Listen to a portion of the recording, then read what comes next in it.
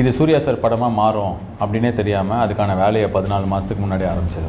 எல்லா இன்க்ரீடியன்ஸும் இருக்கிற ஒரு சம படம் ஒன்று எங்களுக்கு கிடச்சிது. ரேண்டமாக ஒரு கால் வந்தது, சூர்யா சாருக்கு இதை சொல்கிறீங்களா. நான் ரொம்ப ஹாப்பியாக போய் 2 நாள்லேயே மீட் பண்ணி சொன்னேன். நான் வந்து 2 வாட்டி சொன்னேன். முதல்ல 20 மினிட்ஸில் சொல்லிட்டேன், சூப்பராக இருக்கியா, நம்ம பண்ணலாம் அப்படின்னாரு.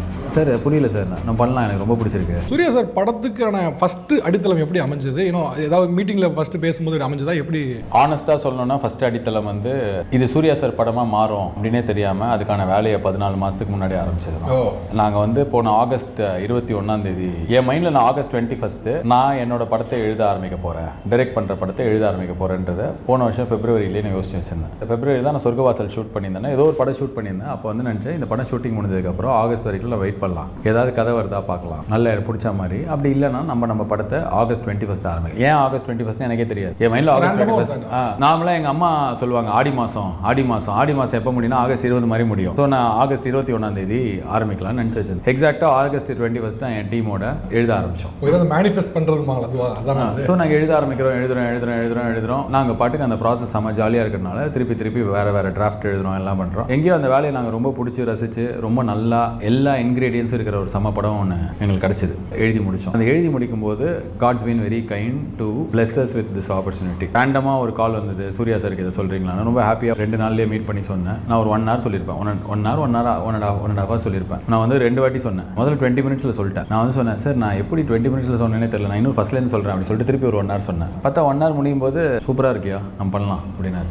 சார் புரியல சார், நான் பண்ணலாம், எனக்கு ரொம்ப பிடிச்சிருக்கு. உடனே இப்படி பேசிட்டு இருக்கும்போது உடனே பண்ணலாம். ரொம்ப வருஷத்துக்கு அப்புறம் ஓவர் த டேபிள் ஒரு படம் த்ரீ பண்ணுறோம், சூப்பராக இருக்குது அப்படி சொல்லி ஓவர் த டேபிள் சொல்லி எக்கச்சக்க. சார் நிஜமா எனக்கு புரியல சார், இல்லை எக்கச்சக்க தேட்டர் மூமெண்ட்ஸ் இருக்குது, நிறைய ஸ்வீட் ஸ்பாட்ஸ் இருக்குது, எனக்கு பிடிச்சிருக்கு அப்படிலாம் சொல்லி நான் வந்து இல்லை சார் ஏதாவது கேள்வி அது மாதிரிலாம் இல்லையா, பண்ணலாம் நம்ம, எனக்கு ரொம்ப பிடிச்சிருக்கு பயங்கர. இதெல்லாம் நான் வந்து சீரியஸாக சொல்கிறேன், பயங்கர ஹாப்பியாக சிரிச்சு சொல்கிறாரு. அப்படின்னு அப்படியே அவங்க ஆஃபீஸில் 2nd ஃப்ளோரில் இருக்கும், 3rd ஃப்ளோரில் மேலே போயிட்டு சாமி கும்பிட்டு எல்லாம் let's have a great film together அப்படின்னு சொல்லிட்டு சாமி வேண்டிட்டு அவ்வளோதான் முடிஞ்சிச்சு. பயங்கர ஹாப்பி. எஸ், ரொம்ப பெரிய விஷயம், ஆனால் ரொம்ப கிரேஸ்ஃபுல்லாக நடந்தது, ரொம்ப நல்ல ஸ்டார்ட்டாக இருந்தது. அதில் எந்த எக்ஸ்ட்ரா ட்ராமாவும் இல்லை. அதுக்கப்புறம் நான் சார் நிறைய வாட்டி மீட் பண்ணிட்டேன், நிறைய அவர் உள்ள வராருன்னும் போது அதுக்கேற்ற மாதிரி நிறைய விஷயங்கள்லாம் பண்ணுறதுக்காக மீட் பண்ணி பேசணும். ஸோ ஃபார் எஸ், நல்ல ஸ்டார்ட் ஆயிருக்கு. கடவுள் புண்ணியத்தில் நல்ல வேலை பண்ணி இதை நல்லா எடுத்துகிட்டு போகணும்.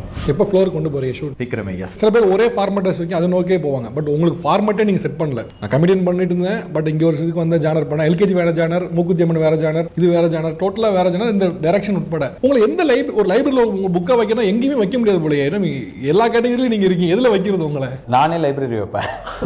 இல்லை, நான் சீரியஸாக சொல்கிறேங்க. கொஞ்சம் வருஷம் முன்னாடி பட்டாசு கடை போடலான்னு நினச்சேன். நிஜமாலே உண்மையிலேயே நான் போய் சொல்லுங்க, தீபாவளிக்கு பட்டாசு கடை போடுறது ஒரு என் ஃப்ரெண்ட்ஸ்லாம் பண்ணுவாங்க. ஒரு வாட்டி என்ன கேட்டாங்க, நீ போடுற இடம்? எனக்கு அது எக்ஸைட்டிங்காக இருந்தது. ஏன்னா பட்டாசு நம்மளுக்கு வெடிக்கவே பிடிக்கும். அப்போ நம்மளே கடை வச்சிருந்தோம்னா எவ்வளோ வெடிக்கலாம். நிஜமாலே நான் இது சொல்றது வந்து ஒரு 15 வருஷம் முன்னாடி. ஸோ எனக்கு அந்த நேரத்தில் ஒரு வேலை பிடிச்சதுன்னா அந்த வேலையை நான் வந்து பயங்கர ஈடுபாடோட செய்யும். நான் ஒரு படத்தை செமையாக வேலை பண்ணி எடுக்கிறேன், ரொம்ப எஃபர்ட் போட்டு உண்மையாக எடுக்கிறேன்னா எனக்கு அடுத்த வாய்ப்பை நான் யார்கிட்ட போய் கேட்க வேணாம்ல. ஸோ நான் இப்போ பண்ணுற வேலையெல்லாம் நீங்கள் எதில் அடக்கணும்னு பார்த்தீங்கன்னா, அவன் எந்த வேலை பண்ணாலும் செமையாக பண்ணுவான் அப்படின்றது தான். ஒரு லைப்ரரியில் ஒரு புக்குன்னா அது ஒரு 2 பேஜ் புக்காக இருந்தால் பரவாயில்ல, இல்லை 1 பேஜ் புக்கு தான், பண்ணுற வேலையை செமையாக பண்ணு, அந்த புக்கு என்னோட புக்காக இருக்கட்டும்.